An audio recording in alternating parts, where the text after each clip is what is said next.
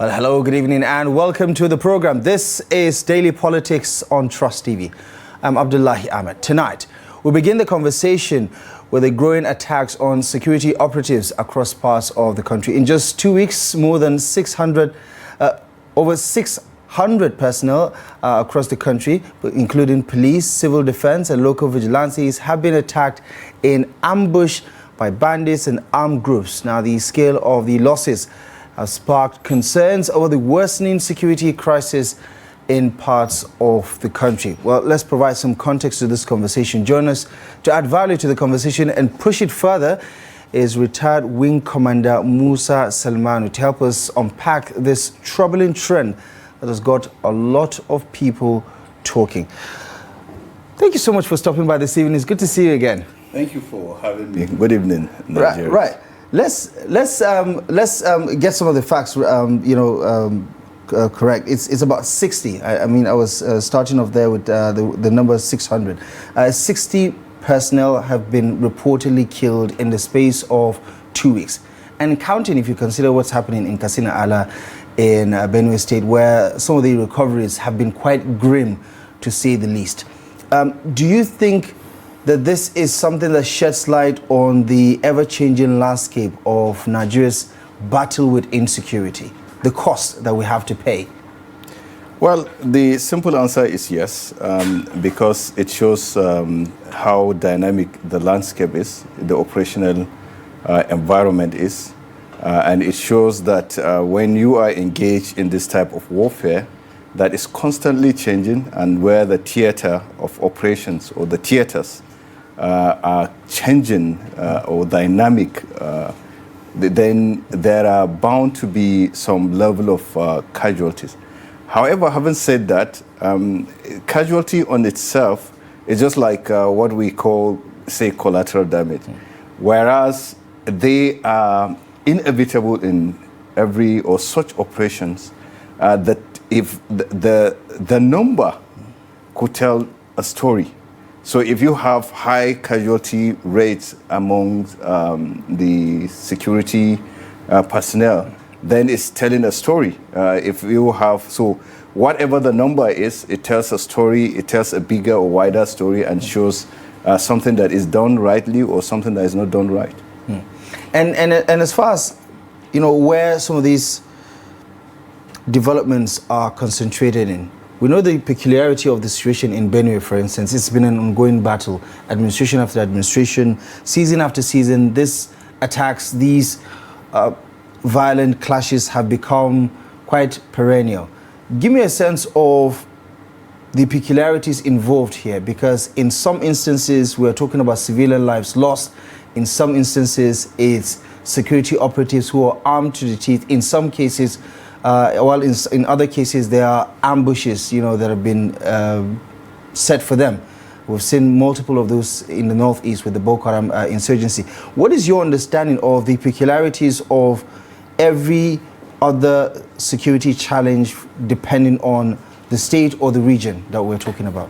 So if you look at the various regions, if you take and say the northeast, let's say, northeast with issue of Boko Haram, the northwest with issue of the bandits, and north central, which has been a perennial issue. It's either you're talking about header farmer, or it's even in intercommunal conflicts, or religious with religious connotations, and so on and so forth.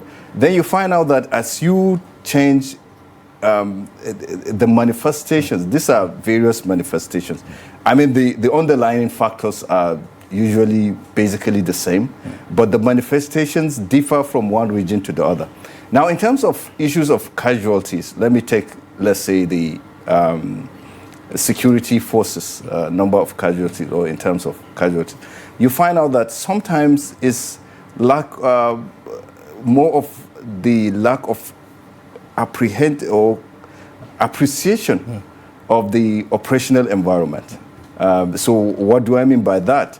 The environment, kind of those deployed there, understanding the environment, understanding the nature of the violence and in understanding the nature of the actors, what they are capable of doing, and what, kind of preempting what they can do and so on and so forth. So in that say, you find out that there are issues that you try to look at, issues of what are we talking about in terms of intelligence? What level of intelligence do we have about those actors that are there? How do we know where they are? Do we know their numbers? Do you know their locations? Do you know their, the level of arms that they have, and so on and so forth. So starting from the terrain itself, where you're headed to the people that you're going to, that's the adversary in this time around, and even their modus operandi, how do they operate? So all these are a kind of in part of appreciation of the environment, the operational environment. So until you get that, and which constantly changes, it changes from one to the other and so on and so on. So that could be one of the first issues that we're battling with. Now, apart from that, then when it comes to operations themselves, you're asking questions. If we have constantly there are ambushes here and there and so on, then you begin to ask, okay, in addition to intelligence, what happens to surveillance? Do we do surveillance and how timely is it and so on? And then you ask the issue of, in addition to that, numbers also. We keep talking about numbers. Are we using the numbers that are right? Are we using the technology as an enhancer or as a force multiplier and so on and so forth? And so many other things that you begin to ask questions that what is really happening? Because it's, like I said earlier on, it's an indication of something that is going wrong. Right. The moment you start having and you pointed out the usualness and the unusualness of the situation. I mean, it's not unusual for lives to be lost in situations like this, right? But also 60 in 2 weeks. I mean, some would say that's like worst case scenario, maybe probably an all-out war, because security personnel are trained to not only protect lives but also to be able to face the enemy in such a way that the losses can be on the lower side. I remember we've seen so many instances. We've seen the Okwama incident last year, for instance, where soldiers around 16 or thereabout were gunned down in a very horrific manner. But we've seen this particular trend with the Boko Haram over the last 1.5 decades or so, grow week in, week out, as the case may be. And the numbers are in their thousands right now. We're going to talk about how many personnel that we've lost across all the different services. How do you situate those type of losses vis-a-vis the narrative that we are winning the war against criminal elements like bandits, terrorists, militias who are trying to undermine law and order? So the first law of nature is self-preservation. And if you watch a clip that was making the rounds some time back where the Chief of Defense Staff spoke directly to troops and talked about the issue of personal safety first. So the soldier's first rule is to protect himself. That's right that every citizen has, and also protect his own colleagues and comrades, and then that's what we call it concentric cycle, starting from self, then as you go to the property and the people that you're meant to protect. Because if you don't protect or you can't protect yourself, that there's no how you can protect someone else. So like I said also, when these numbers we begin to have the numbers, first casualty, yes, but however, when the numbers, like you mentioned, 60 in a week or two, then it's beginning to come, and if you look down the road, you find out that is high. Now, like I said earlier on, there are a lot of factors that need to be actually checked. We need to ask a lot of questions. We need to ask issue of how prepared or how trained this, and I understand and I appreciate the fact that it's not only military. Those numbers that you're talking about, they are government security forces, but would also allied security, that's paramilitary with some vigilante groups, civil vigilante, and so on and so forth. So you begin to ask, what is the mode? How is their operational, the structure, the command? Because all those are signs of things that are. It could be issue of command.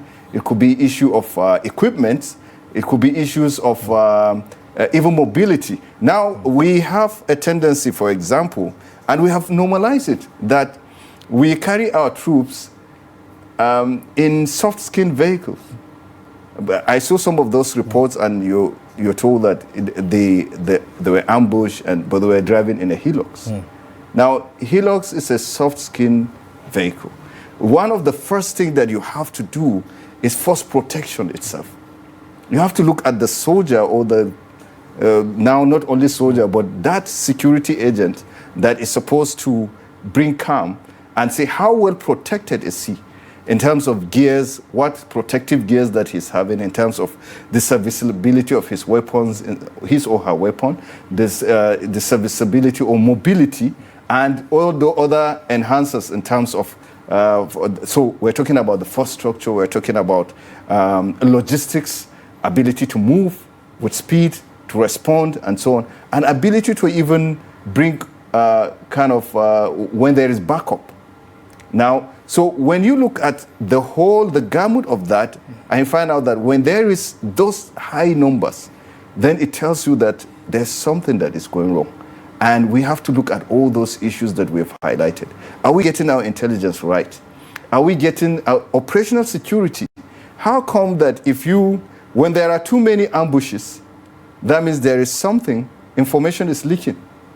If you prepare for an operation, and the enemy is able to preempt, the enemy is able to lay in wait for you, then that means not once, not twice, that means that there is something, somewhere that information is getting out there. So these are all things that need to be looked on. These are things that need to be strengthened, and these are things that we shouldn't take lightly. So very important.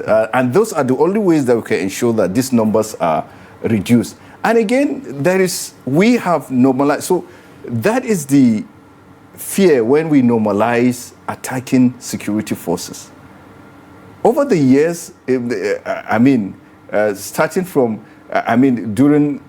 the years, we've seen a situation whereby it has been normalized. In fact, people that have killed... Are you saying our security forces are losing their fear factor? Well, it's not the fear factor per se.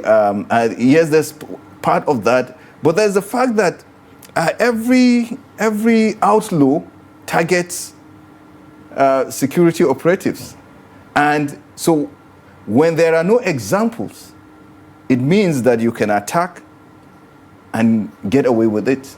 And when, for example, when there are issues we've seen of late, where you have dialogue, whereby you have people that are known to have perpetrated these acts, are there seated with their weapons and having dialogues.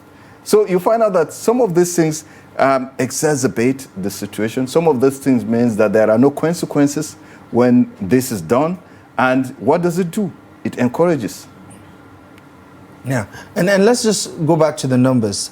As earlier as 2025, between January to May this year, according to reports put together, it's around 152 security personnel. So we're talking about police, soldiers, and other paramilitary personnel killed in action. You add that to the recent developments in Kogi, in Benue, for instance. You have well over 200 plus within this year alone. And some would say, listen, we're not through with 2025 yet, so the numbers could be more. But you also zoom out and you go back between 2011 to 2019, 5,656 at least Nigerian soldiers have died in the Boko Haram war. And between 2015 to 2020, 2,368 uniformed personnel in Nigeria died under the multinational joint task force operations. I mean, you look at the cost, right? And some of them, if not most of them, are people in their youth, for instance, joining the army, trying to serve their fatherland. I mean, does this number tell a different story from the understanding that Nigerians have about us winning the war against bandits, against terrorists? So operations like this come with cost in terms of human lives, which is the most important, in terms of resources and so on and so forth. But whereas all the other costs could be understandable, could be explained, when there is high number of human cost, then it becomes very worrisome, especially when that number is of those that are the trained that should instill that confidence of safety to the generality of the people. So yes, it's what it sends is that the numbers are inexcusable, because if you look at the number vis-a-vis the number of maybe the general public and so on and so forth, you find out that it still goes back to the few factors that I've highlighted. What is happening to the issue of our, in terms of, for example, in terms of things as simple as gears. Operational logistics, yes, logistics, starting from the boots, all those armored carriers and so on and so on. Like I told you, we have normalized carrying our troops in hillocks. Now, the problem is a hillocks, just to ask, not an operational vehicle in or does it have to be APCs all the time? So you see, like I said, why I use hillocks is because it's what we use every day, day in, day out. There is what is called the soft skin vehicles. So where, for example, a simple bullet can pierce through that and kill, and so on and so forth. So there are armored personnel carriers, for example, that as the name says, is because of their ability to absorb impact, their ability to absorb shock and so on, so that when they are hit, you're protecting the human that is in them. That's the personnel that is there. So even if the vehicle is immobilized and so on and so on, at least those people that are in there are safe. Now, when you go further, you look at the gears that they are wearing. Are there any protective gears that they wear? We have normalized also, unfortunately, where people that are meant to go on operations wear what formerly or normally would have been what they wear to office. Right? You just carry your boots and so on and so forth, and you wear camouflage, and off you go. So as simple as that. So what that means is that your vulnerability increases. And so when that happens, it means that the casualty number, the rate of casualty is likely going to increase. Of course, if you add it to so many other factors, that when some of those vehicles are not meant for the operations that they are being conducted with, when you add with the issue of, like I said earlier on, the issue of command structure, what is happening when you embed other security forces within the military, what level of training have you given them so that they will be able to operate in that environment which they are pushed on, which they are deployed. Right. Now, and so many other logistics issues that could either ensure that the safety of the troops or the members of the security forces, or makes them even more vulnerable.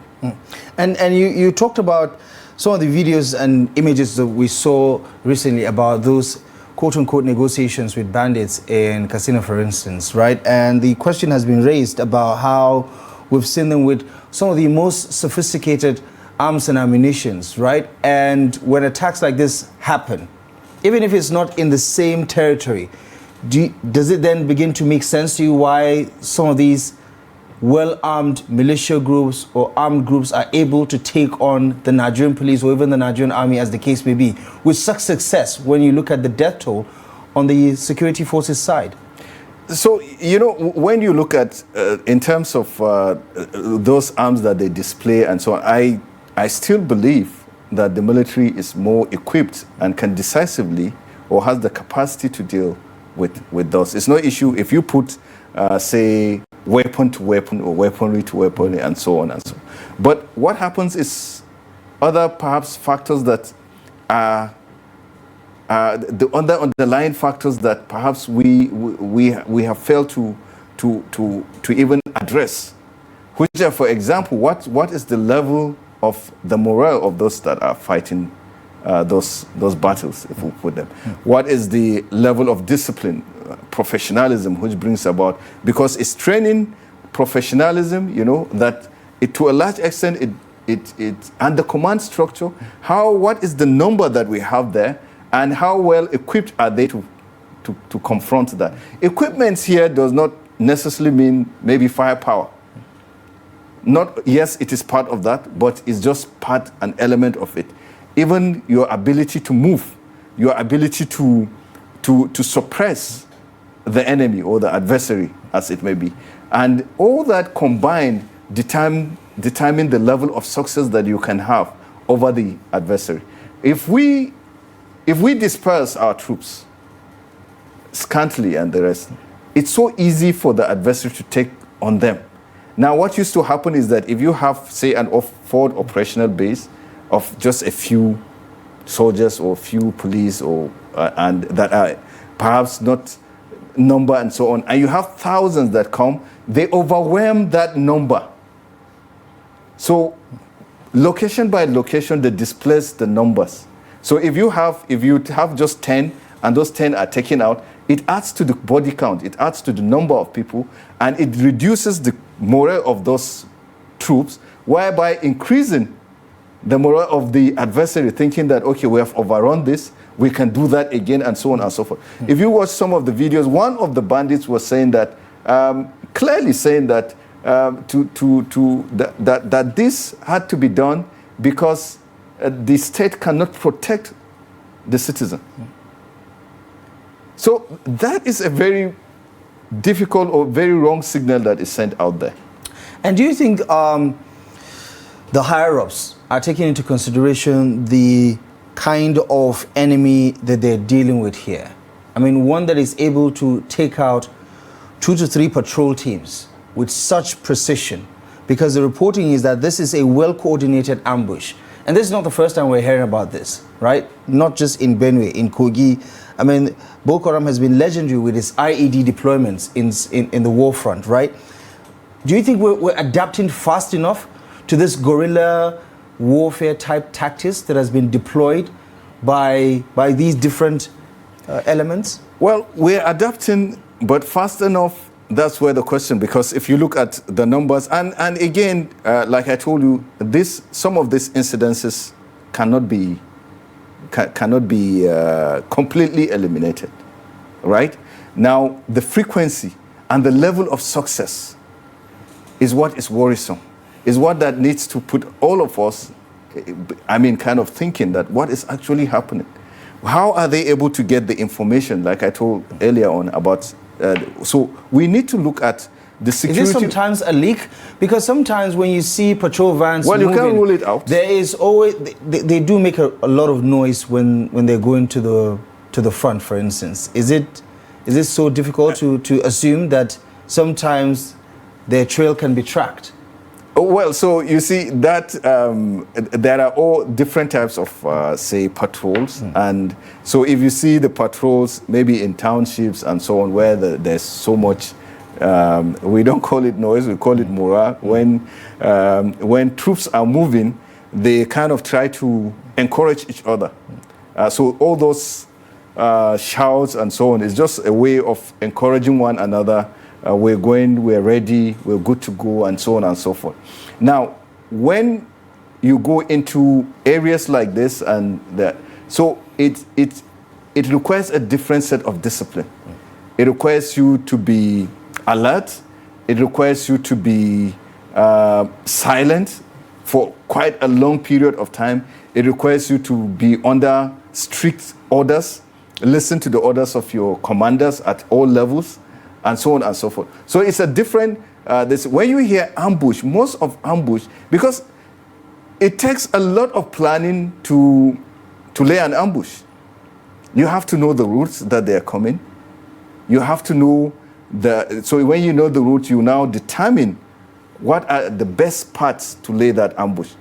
So you have to do it in a way that you use the whatever cover that is there to your advantage. So the camouflage and so on and so forth. So it's just something that you just accidentally most of the time. Of course, there are a few ones that, by chance and so on and so forth, that happened. So what it shows like I said earlier, is operational safety, of security. How secure is our information? And from planning to deployment to even the eventual conduct of the operations. If you have repeatedly that there are ambushes there, then it sends a signal, or it sends that something is wrong.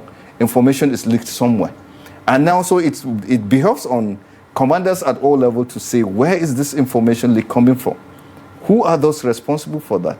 And do things that, and so on. But also, most importantly, also, the ability that when you conduct those operations, you conduct recce, that's reconnaissance around. Okay, you've planned that this is the route you're going to, but is it still safe? Right? Can there be a scout going in front to find out? We have technologies, even if it is just off-the-shelf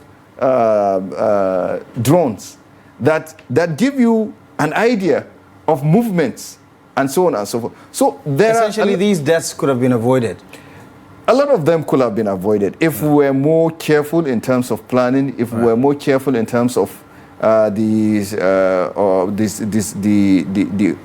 operational, the intelligence or the information security, if we were more careful about the types of gears that we give and we equip our troops with, if we are even more careful about how the level of discipline that, because being aware that this is joint operations, so there must be a minimum level of discipline that those troops must have. Because courage under fire, to still listen to your commander and obey, is very important.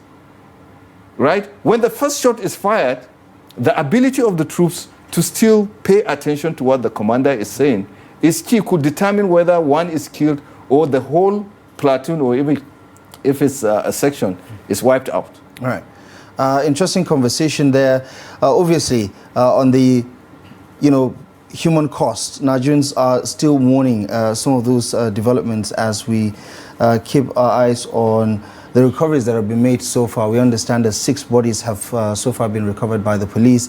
Some arrests have been made, according to the reporting we're getting from Benue. But like I did say, if you zoom out, these are developments that you can trace to other states also.